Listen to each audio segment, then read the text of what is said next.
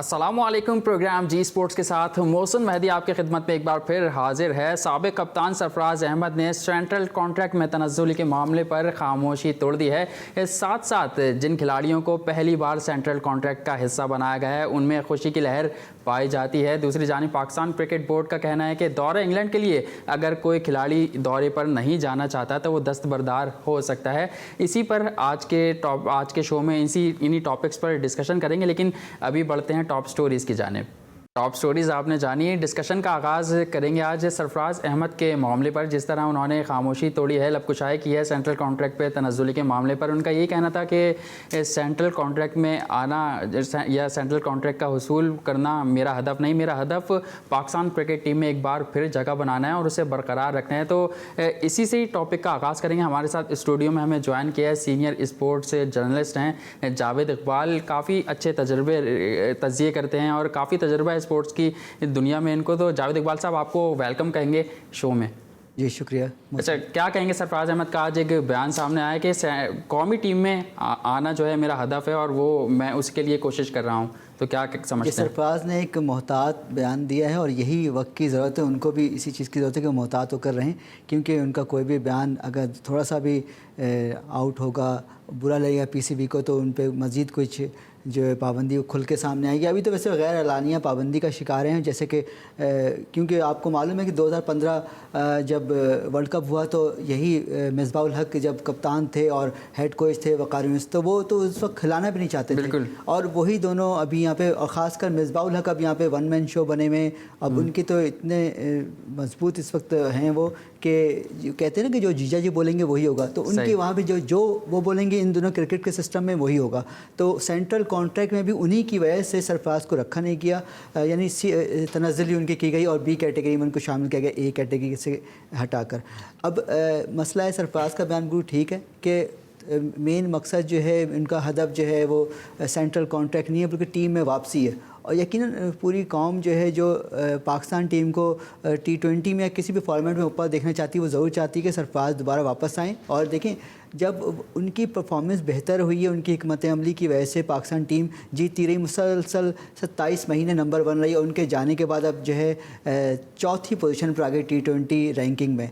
तो यकीनन कप्तान की हिकमत अमली तो होती है, उनकी एवरेज, उनकी फातिहाना जो कामयाबी की शरह वो बहुत बेहतर थी, तभी तो पाकिस्तान को मुस्तकिल उन्होंने 27 महीने तक ऊपर रखा था। तो अब सरफराज के लिए भी ज़रूरी है कि ठीक है वो डोमेस्टिक पे फोकस करें, लेकिन इन दिनों तो डोमेस्टिक भी नहीं, फिटनेस पर ही तमाम खिलाड़ी अपनी तवज्जो दे रहे हैं। बिल्कुल बड़ा जारहाना आगाज़ लिया जावेद इकबाल ने और कहा कि मिसबाहुल हक पाकिस्तान क्रिकेट बोर्ड के जीजा जी बने हुए हैं। और इसी के साथ साथ हमें ज्वाइन किया पाकिस्तान के साबिक क्रिकेटर, साबिक टेस्ट क्रिकेटर हैं, जाना माना नाम है हसन रज़ा की मैं बात कर रहा हूँ कि उन्होंने हमें शो में ज्वाइन किया है। हसन रज़ा, आपको खुशामदीद कहेंगे शो में। कैसे हैं? ठीक ठाक हैं आप? अस्सलाम वालेकुम। वालेकुम सलाम। जावेद इकबाल, आप कैसे हैं? सब लोग कैसे हैं? ठीक ठाक हैं, खैरियत से हैं? थैंक यू वेरी मच, बहुत शुक्रिया आपने। बिल्कुल, आपसे आज के हॉट टॉपिक्स पर जो अभी करंट सिचुएशन चल रही है पाकिस्तान क्रिकेट बोर्ड में, इस पर भी आपसे बात करेंगे। लेकिन सबसे पहले आपसे आपकी एकेडमी के बारे में जानना चाहेंगे कि इस्लामाबाद में एक बड़ी एकेडमी आप चला रहे हैं और बड़े शानदार तरीके से उसको आप लेकर अपने साथ चल रहे हैं। हमने देखा कि बड़े नामवर क्रिकेटर्स भी उस एकेडमी का दौरा कर रहे हैं, जैसे जावेद मियादाद की मैं तस्वीर देख रहा था कि उन्होंने आपकी एकेडमी का दौरा किया। तो इस हवाले से थोड़ा बताइएगा कि कैसे आप जो उस एकेडमी में आते हैं प्लेयर बनने या क्रिकेट का ख्वाब लेने, किस तरह उनको ट्रेन कर रहे हैं?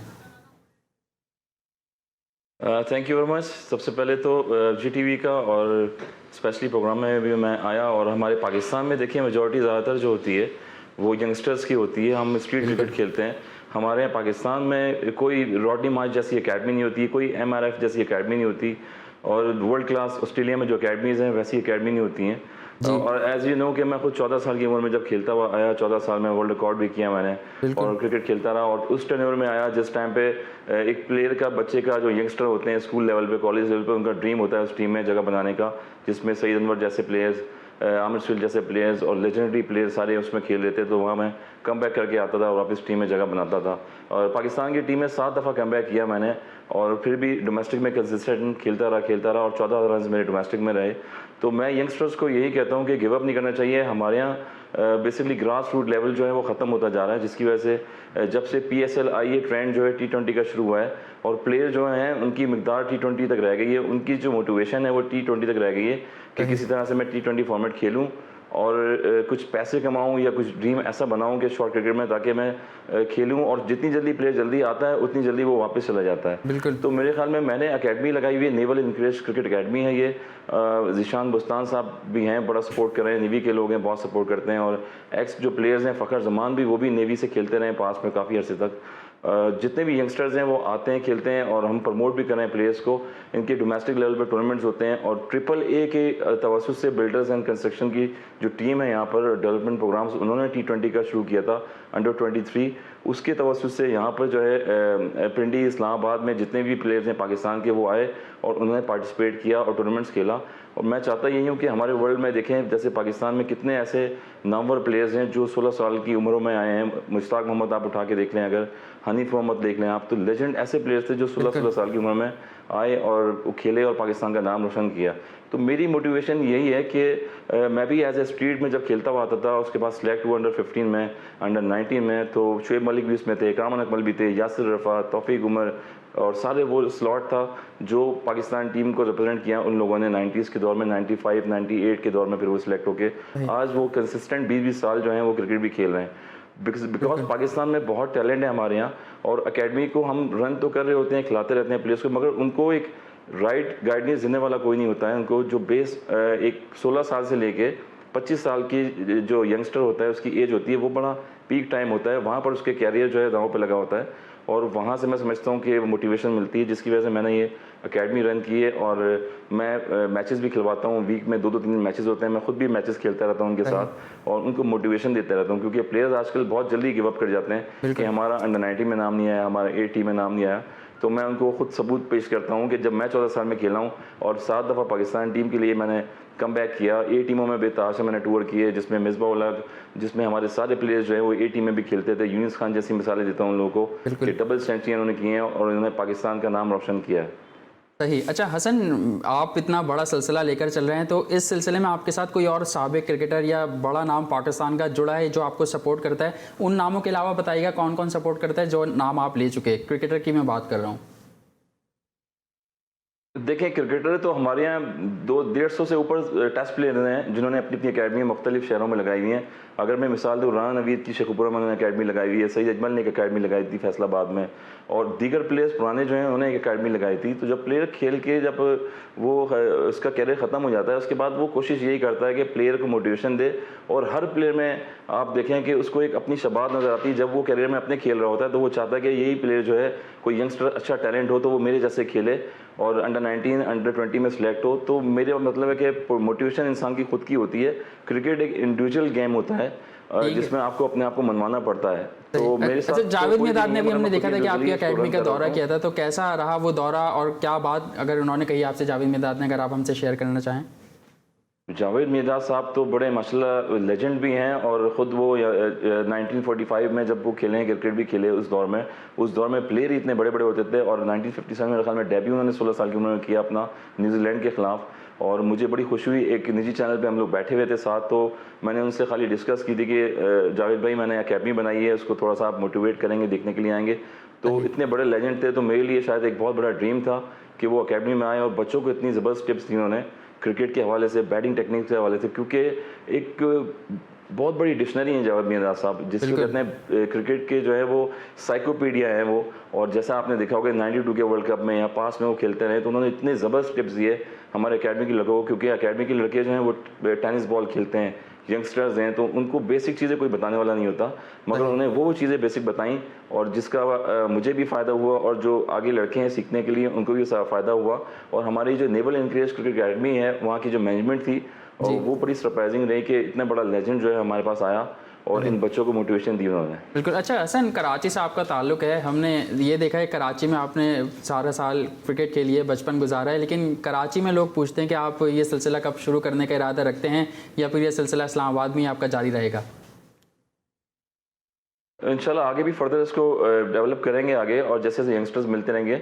कराची में आपने देखा कि मोइन खान अकेडमी है, वो टूर्नामेंट्स रमज़ान से होते थे, वहाँ प्लेयर्स पिक होता था, वहाँ खेलता था। राशिद लतीफ़ अकेडमीज़ हैं, वो वहाँ पर खेल रहे होते हैं प्लेयर्स, और बहुत सारी ऐसी अकेडमीज़ थी जहाँ पर प्लेयर्स खेल रहे होते थे। मगर मेरा मानना ये है कि प्लेयर को जो है चांस देना चाहिए और प्लेयर लंबा क्रिकेट खेले। ये T20 फॉर्मेट जो है वो मुसलसल बढ़ती जा रही थी, जिसकी वजह से खेलते जा रहे हैं प्लेयर, मगर वो फॉर्मेट दोबारा नहीं आ रहा। जिस तरह से मिसबाह उल हक आए 2001 में, मिसबाह उल हक ने न्यूजीलैंड में एक टेस्ट खेला और उसके बाद फिर वो ड्रॉप हो गए। उसके बाद मीन्स कि हमारे यहाँ अवाम भी भूल गए इनको, लोग भी भूल गए, और एज़ यूजुअल हमारे जो सिलेक्टर्स होते हैं वो भी सारे भूल गए कि भाई ये ड्रॉप हो गया है या ये बहुत सीनियर हो गया है, ओल्ड एज हो गई है। मगर उसके बाद फिर मिसबाह उल हक ने अपने आप को मनवाने के लिए डोमेस्टिक में इतने रन्स किए कि बिल आखिर मजबूरन जो है उनको टीम में सेलेक्ट करना पड़ा। तो वही मेरी मिसाल थी, और वही और प्लेयरों की भी थी, यूनुस खान जैसे कि जिन्होंने 200 रन डोमेस्टिक के मैचेस में किए, लंबी इनिंग्स खेली, हज़ार रन डोमेस्टिक में वो करते थे, और आके फिर जब सेलेक्ट हुए हैं तो उनको एक क्रिकेट स्टैट्स मिल गई अपनी। और जब इंडिया के खिलाफ मिसबाह उल हक खेले अपना टेस्ट मैच, कामरान अकमल के साथ उन्होंने पार्टनरशिप लगाई, तो 157 रन की इनिंग खेली। उस टाइम पे मिडिल ऑर्डर का एक काफ़ी खला आया हुआ था पाकिस्तान टीम में, वहाँ से फिर वो वापस कमबैक करके आए, और आज वन एंड ओनली वही मिसबाह उल हक हैं, एज यू नो, जो आपको नज़र आ रहे हैं पाकिस्तान क्रिकेट बोर्ड में। सही सही। अच्छा जावेद इकबाल, आपकी जानिब आऊँगा। हसन रज़ा का तो ये मौक़िफ़ था कि ग्रास रूट लेवल पर जितना काम करें वो कम है, क्योंकि आजकल ये देख रहे हैं कि नौजवान शॉर्ट फॉर्मेट को ज़्यादा फॉलो कर रहे हैं बनस्बत 4-डे क्रिकेट हो या टेस्ट क्रिकेट हो। तो आपने भी काफ़ी अकेडमीज़ का दौरा किया है, कवरेज की है, फील्ड में आप हमारे साथ रहते हैं, बल्कि हमें सिखाने वालों में से आपका नाम शामिल है। तो आप बताइएगा कि किस तरह हसन रज़ा का ये काम नज़र आ रहा है, और कराची में कौन कौन आपको मतलब दिखता है कि प्रॉपर काम हो रहा है कराची में, या ग्रास रूट लेवल पर प्रॉपर काम किया जा रहा है शहरों में? पहले तो मैं आपको एक चीज़ बताऊं कि हसन रज़ा जितनी मेहनत करते हैं, मैंने हसन रज़ा को देखा 90s के दौर में, 91, 92।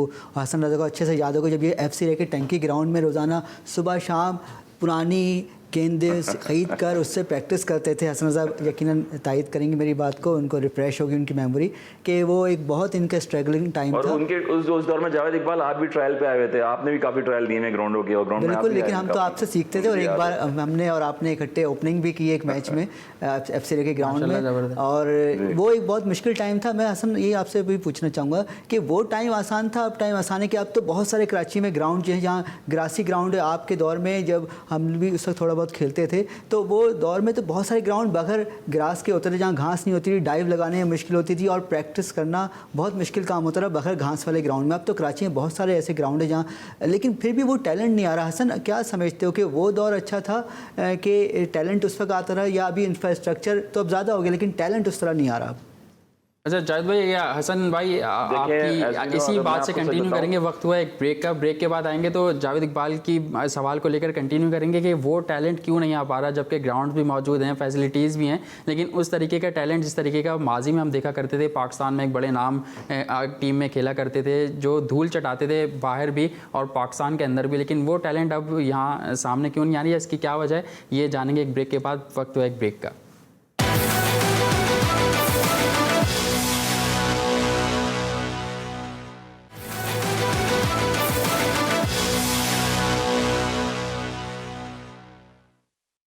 Welcome back. ब्रेक से कबल कुछ दिलचस्प गुफ्तगू जारी थी जावेद इकबाल हसन रज़ा के दरमियान, और पुरानी यादों की तरफ कुछ इशारे किए गए थे। और एक सवाल जावेद इकबाल ने हसन रज़ा से किया था कि वो टैलेंट क्यों सामने नहीं आ रहा जब इतनी फैसिलिटीज़ हैं शहरों में, लेकिन टैलेंट फिर भी सामने नहीं आ रहा। तो मैं चाहूँगा हसन अगर आपको जवाब देना चाहें इस बात का।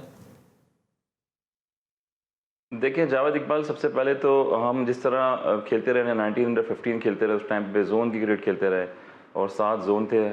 जैसे ग्राउंडों पे मैचेस हुए इतने, जिसमें मोहम्मद समी जैसा ब्रांड निकला, शाहिद अफरीदी जैसे प्लेयर निकले कराची से भी खेल के वो, और बहुत सारे ऐसे प्लेयर थे जिनका नाम लूँ मैं, आसिम कमाल हो गए, शदाब कबीर जैसे प्लेयर हो गए, बहुत सारे प्लेयर्स हैं जो खेलते रहे। बेसिकली जैसे जैसे पैसा डेवलप होता गया, स्पॉन्सरशिप आती गई पाकिस्तान क्रिकेट बोर्ड के पास, और प्लेयर को कॉन्ट्रैक्ट मिलते गए, उसके हवाले से फिर भी प्लेयर परफॉर्म करता गया, खेलता गया। मगर जब T20 फॉर्मेट आना शुरू हो गया, वो उसकी वजह से प्लेयरों के कॉन्ट्रैक्ट बड़े मज़ीद बढ़ते गए, वसी इनका जो है तजुर्बा रहा T20 लीग्स में खेलने में। तो प्रैक्टिस जो मेहनत होती है वो कम हो गई उनकी, और फिर ज़्यादातर जो है वो कॉन्ट्रैक्ट्स पे ध्यान ज़्यादा रहा है। दुनिया की लीग्स होने लगी वहाँ पर, तो अगर कोई पाकिस्तान प्लेयर यहाँ खेल रहा है, उसका यहाँ नाम नहीं आता, तो वो फ़ौरन लीग खेलने चले जाता था। तो जो भी यंगस्टर होता है वो जब से PSL शुरू हुई है, उसका मोटिवेशन ये होता है कि जब मैं क्लब क्रिकेट में खेल लूँ और मेरी कोशिश ये होगी किसी तरह मैं PSL का हिस्सा बनूँ।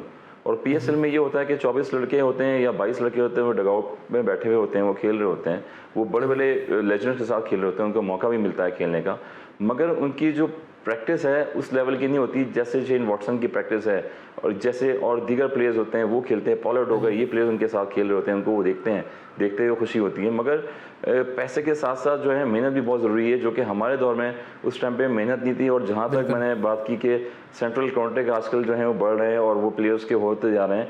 हमारे दौर में जब सेंट्रल कॉन्ट्रैक्ट होते थे वो एक रिटर्नशिप होती थी, PCB ने रखी हुई थी, जिसमें 35,000 रुपये हमें मिलते थे और 35,000 में 2 महीने की अकेडमी होती थी। उसमें 2 महीने में सुबह 6 बजे से हमारा कैंप लगता था और शाम 5 बजे तक ख़त्म होता था। उसमें फील्डिंग प्रैक्टिस होती थी, उसमें ट्रेनिंग होती थी, उसमें जिम होता था।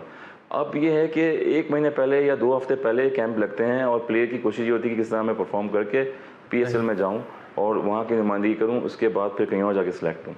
ठीक है। पैसे के साथ साथ आपको मेहनत भी करनी चाहिए। जिस तरह आपने अभी बताया कि पुराने दौर में खिलाड़ी ऐसे ही करते थे कि मेहनत ज़्यादा करते थे और पैसा उस दौर में कम होता था। तो आपने PSL की बात अभी छेड़ी, तो सेंट्रल कॉन्ट्रैक्ट के हवाले से मैं आपसे जानना चाहूँगा कि इस सेंट्रल कॉन्ट्रैक्ट में भी हमें लग रहा है कि पाकिस्तान क्रिकेट बोर्ड ने PSL की बुनियाद पर काफ़ी लड़कों को सेंट्रल कॉन्ट्रैक्ट दिया है, तो आप इस पर अगर कुछ रोशनी डालें।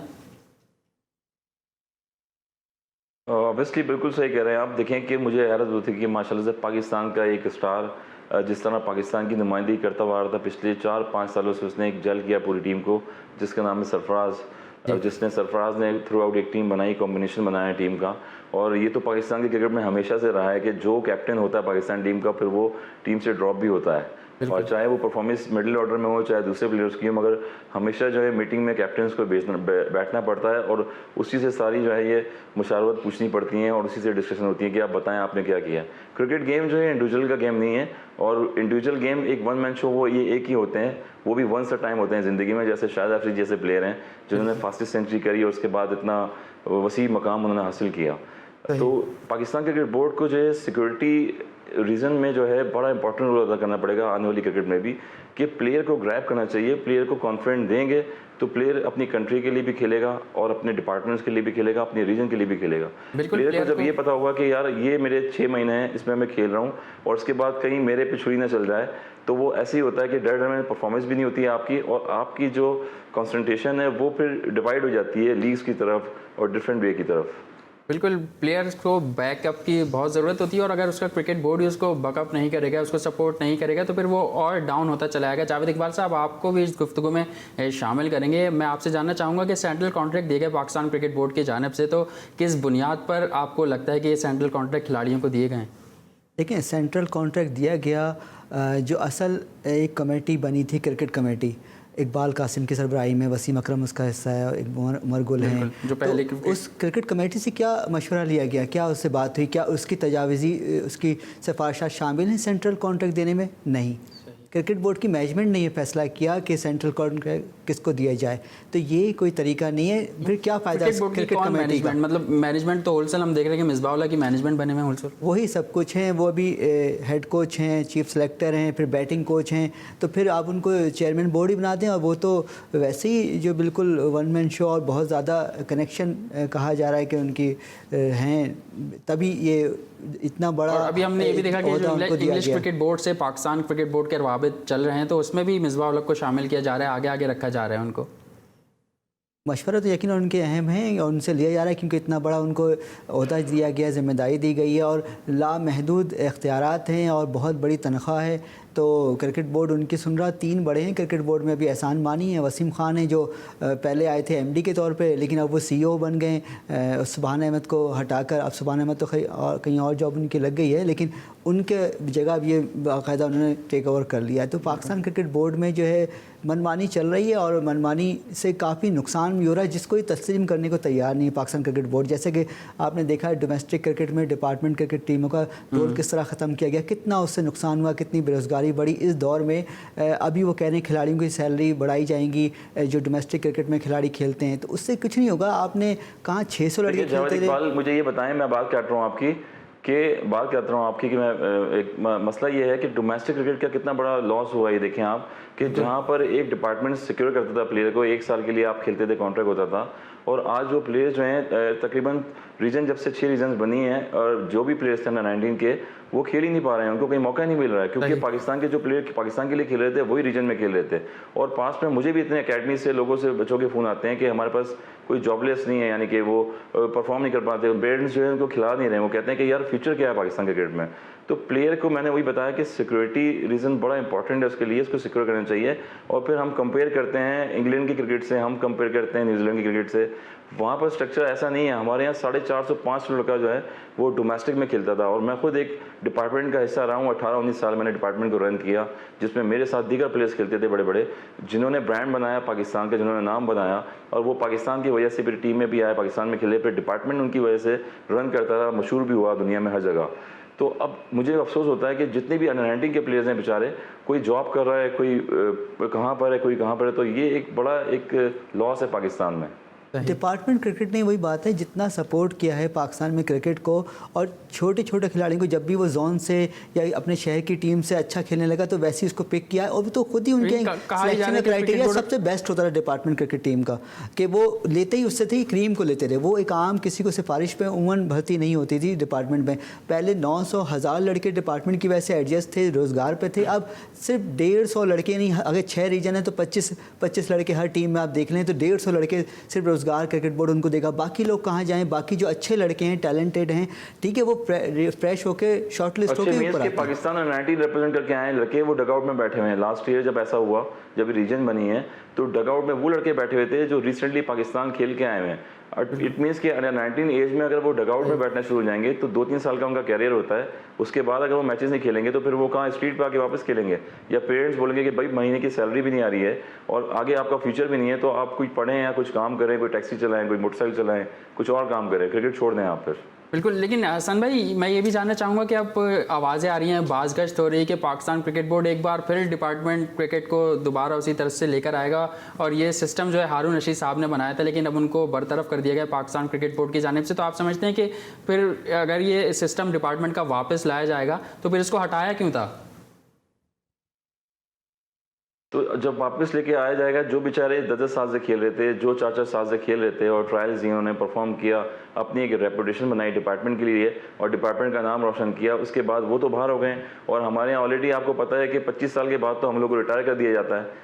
25 साल में तो प्लेयर को रिटायर कर देते हैं, फिर कहते हैं जी बूढ़ा हो गया है, अनफिट हो गया है, इसकी लेग खराब हो गई है, बहुत सारी चीज़ें हो गई हैं, तो प्लेयर के लिए तो बड़ा मुश्किल हो जाता है। फिर अब तो वही लड़के आएंगे दोबारा जो अंडर 19 से आ रहे हैं। लेकिन जो हमारे मौजूदा कोच हैं वो तो काफ़ी अरसा खेले हैं, काफ़ी बड़ी उम्र तक खेलते रहे हैं।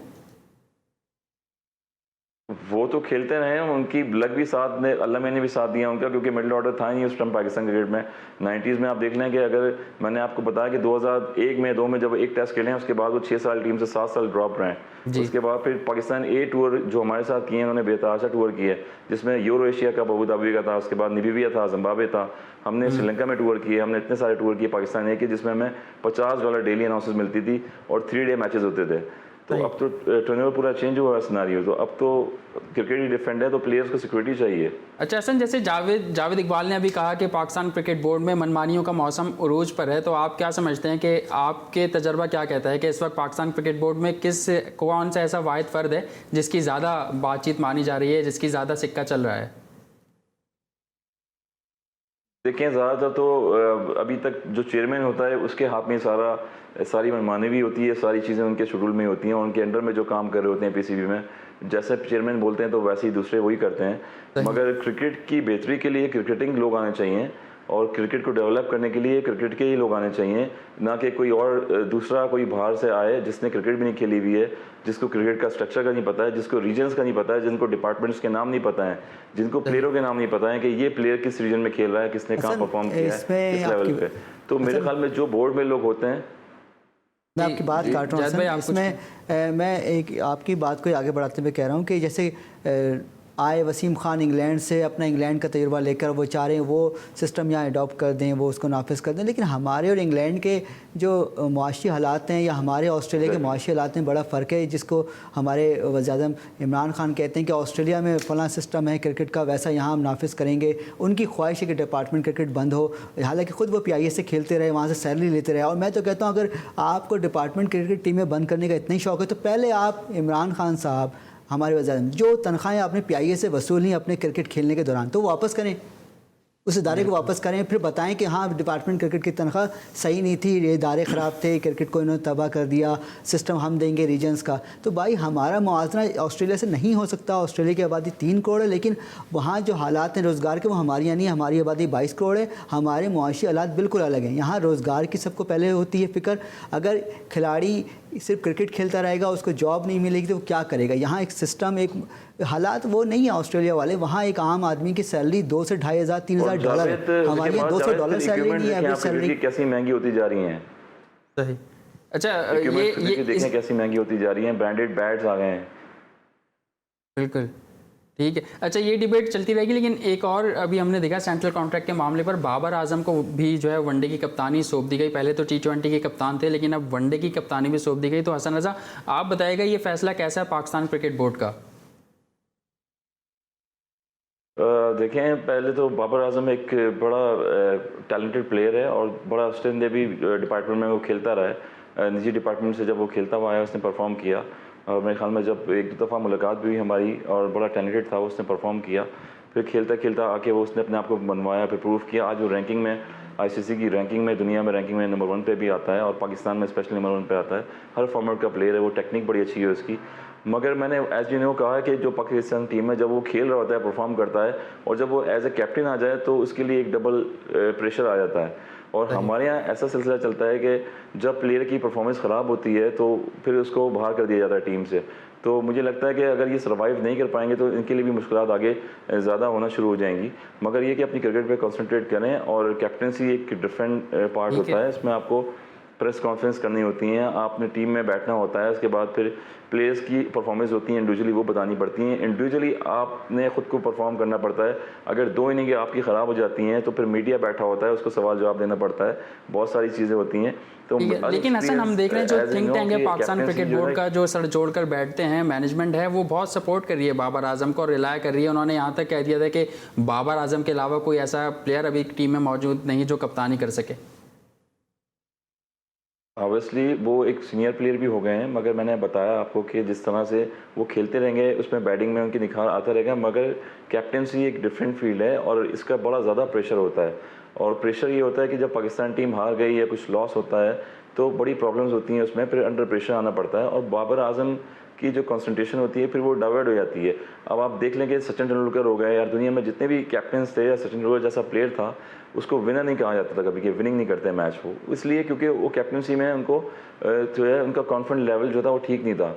धोनी जैसे कैप्टन थे, ये किसी किसी को राज आती है कैप्टनसी भी, और धोनी जैसे हैं वो विकेट के पीछे खड़े होते हैं, चीज़ें बता रहे होते हैं, डिस्कस कर होते हैं, तो सक्सेस रहे वो अपने करियर में।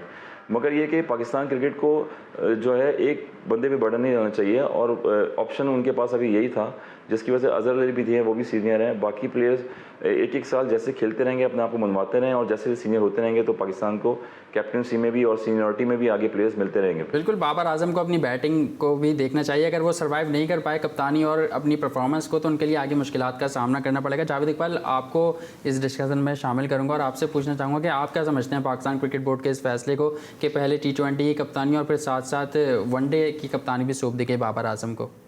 वो यकीनन ऑटोमेटिक वही चॉइस थे बाबर आजम, मिसबाह उल हक की चॉइस है ये, क्योंकि चीफ सेलेक्टर वो हैं, बैटिंग कोच वो हैं, हेड कोच वो हैं, और वो जो बोलेंगे, जैसा मैं पहले भी कहा कि वही क्रिकेट बोर्ड। लेकिन हमने ये देखा कि नायब कप्तान नहीं होता पाकिस्तान क्रिकेट टीम में, कप्तान बना दिया जाता है उसको फिर, लेकिन उसका कोई नायब नहीं बनाया जाता, जिससे फिर आगे मुश्किलात का सामना करना पड़ता है।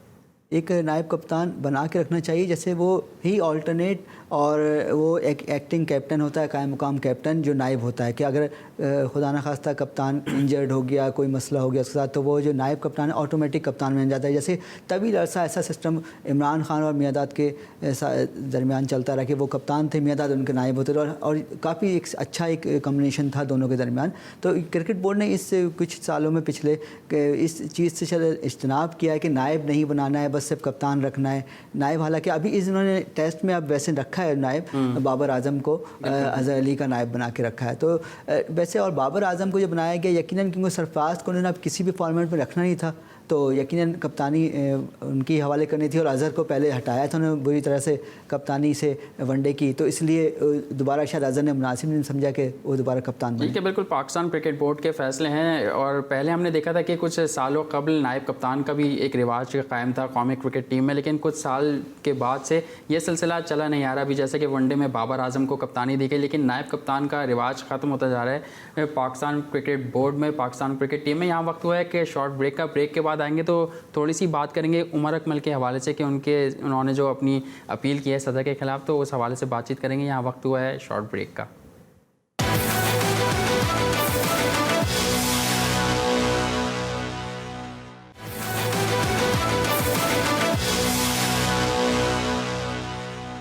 Welcome back. दौरे इंग्लैंड के हवाले से भी काफ़ी बातचीत हो रही है और इससे कबल हम कुछ बात कर रहे थे बाबर आजम के हवाले से और दूसरे टॉपिक्स के हवाले से बातचीत कर रहे थे, लेकिन अब दौरे इंग्लैंड के हवाले से बातचीत करते हैं। और कहा यह जा रहा है कि 25 खिलाड़ियों को दौरे इंग्लैंड के लिए लेकर जाया जाएगा और 14 दिन आइसोलेशन के बाद उनको क्रिकेट खेलने की इजाज़त दी जाएगी।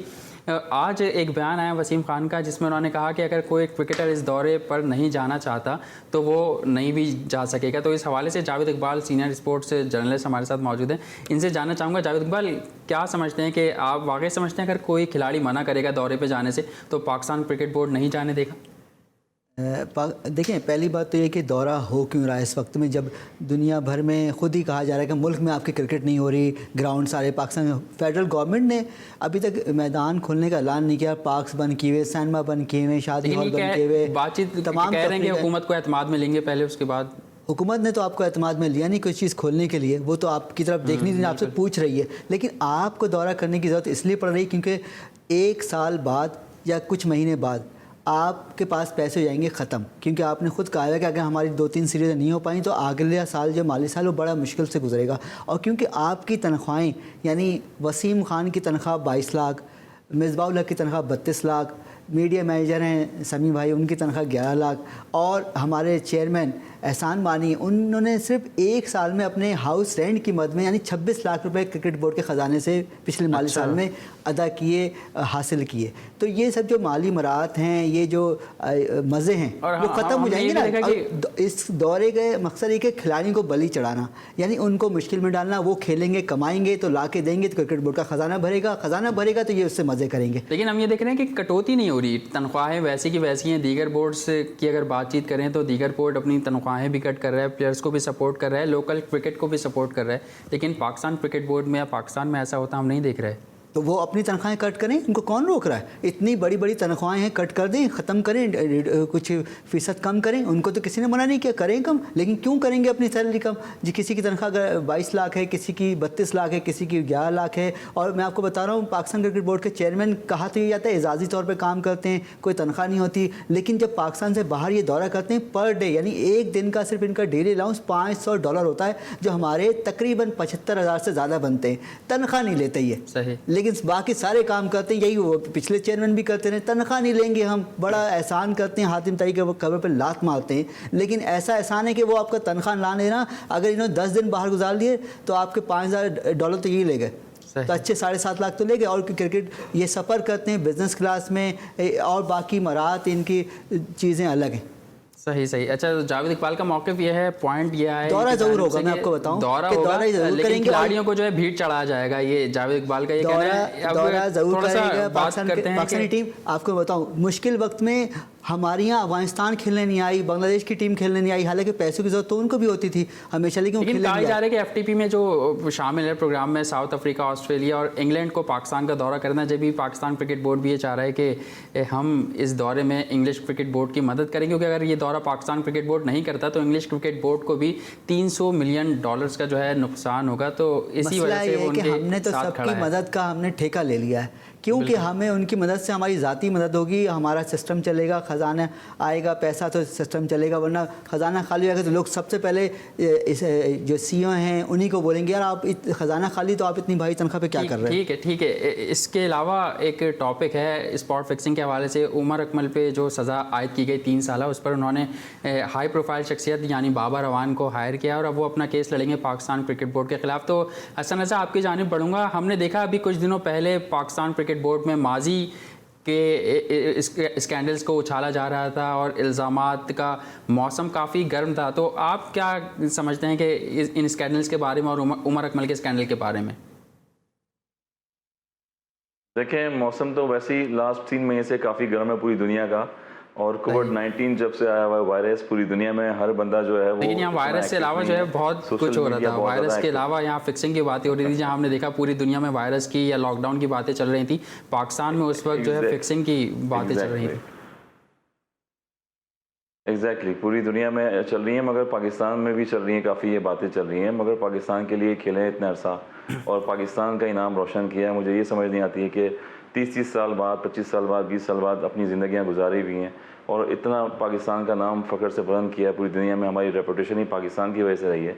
अगर हम पाकिस्तान की वजह से नहीं खेलते तो फिर हम कहाँ जाते? स्ट्रीटों पे खेलते या बाहर जाते? तो दुनिया में प्लेयर को जो इज़्ज़त मकाम मिलता है वो क्रिकेट से ही मिलता है। क्रिकेट एक ऐसा गेम है जिसको पूरी दुनिया फॉलो करती है और आप एक ग्रैंड एम्बेसडर होते हो पूरी दुनिया के।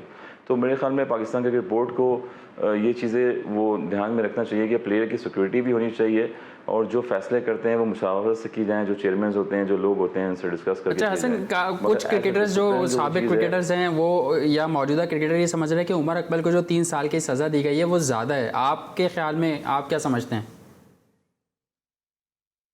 देखें, इसमें तो पास में जैसे देखें आपके पीछे और भी प्लेयर्स थे। जब ये इंसिडेंट हुआ था इंग्लैंड वाला जो हुआ था, उसमें प्लेयर थे 3 प्लेयर, उनको भी हुई है, किसी को कम हुई है, किसी को ज़्यादा हुई है। मगर ये पीसीबी का मामला है और जो चेयरमैन जो लोग होते हैं, मैंने बताया जो बोर्ड में बैठे हुए हैं, उनके मामला होते हैं, वो ज़्यादा बेहतर जानते हैं क्योंकि वो कोऑर्डिनेशन में होते हैं आईसीसी से भी और आगे लोगों से भी होते हैं। इसमें हसन मेरी ज़ाती राय वो ये है कि उमर अकमल ने गलती की जब उन पे केस ये बना पीएसएल के दौरान के उन्होंने फिक्सिंग के हवाले से जब उनको ऑफ़र की गई तो उन्होंने इतला नहीं की, यानी रिपोर्ट नहीं की।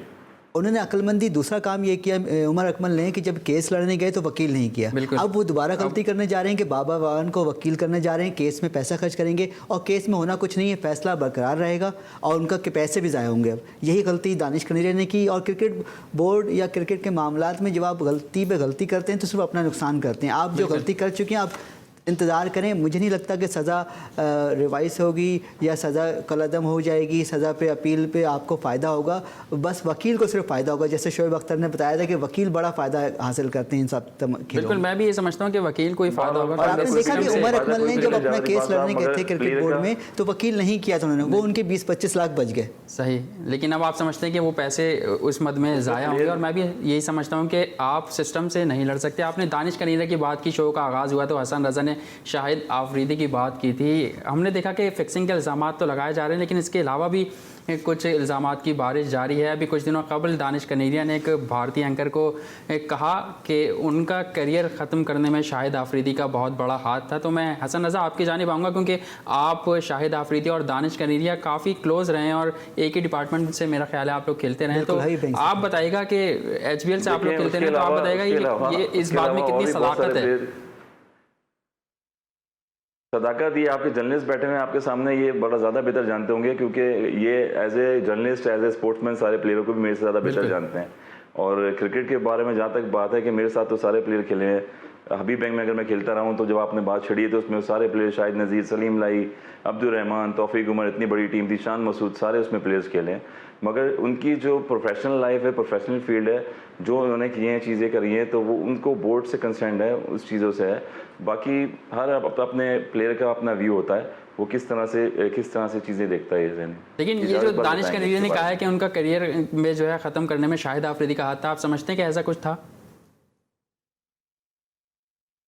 जावेद इकबाल बताएंगे, मेरे से क्यों पूछ रहे हैं हसन आप? कुछ बोलना नहीं चाह रहे। अच्छा, वो बताएंगे। जावेद भाई आप अगर कहना चाहें। शायद कि कनेरिया आप कभी कहते हैं कि मुझे ताज्जुब करके निकाला गया, मैं क्योंकि अक़लियती कम्युनिटी से ताल्लुक़ था, इसलिए कभी क्रिकेट बोर्ड को कहते हैं, कभी पाकिस्तान गवर्नमेंट को कहते हैं, और अब उन्होंने शाहिद आफरीदी को कह दिया।